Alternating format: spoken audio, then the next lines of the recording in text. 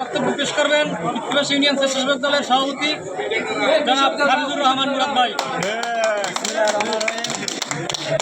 আমরা দুর্দিনের রাজপথে যারা আন্দোলন সংগ্রাম করছি তো সবাই আমাদের চেনে, তাই আমরা এই যে আগামী পরশু দিনকে কৃত্তিবাস ইউনিয়নে যে একটা ইউনিয়ন বিএনপির সাংগঠনিক সভা দিয়েছে, তাতে কোনো অঙ্গ সংগঠন নাই, শুধু তারা একত্রভাবে তারা একটা মিটিং ডাকছে। মিটিং ডাকার পর সেখানে এই কৃত্তিবাস ইউনিয়ন আওয়ামী লীগের সহসভাপতি আমরা যখন এখানে 5 আগস্ট আগে মিছিল করছি, ওখানে তারা লাঠি ঠাঙ্গা নিয়ে আমাদের ভাইবেদারে পিটাইছে।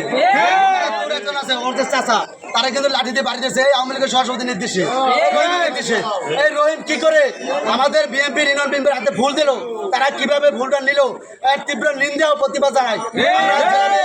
তারেক রহমানের কাছে এর বিচার চাই, এর কৈফিয়ত চাই।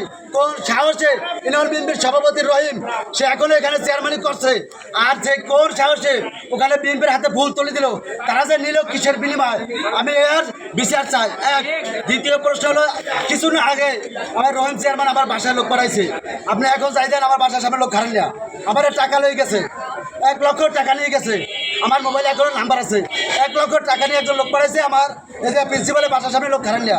তুই দেখছো ম্যানেজার এই দেখছে, আমি যখন গাড়িতে দাঁড়াইছি 1 লক্ষ টাকা নিয়ে গেছে, আমি হাফিজ টাকার বিনিময়ে নিতে বিক্রি করবো কোন প্রিন্সিপালের কাছে, টাকার বিনিময়ে নিতে বিক্রি করবো না। টাকা নিয়ে পাঠাইছে আমার কাছে। তাই বলে আমার সংক্ষেপে বক্তব্য শেষ করলাম। আল্লাহ হাফেজ।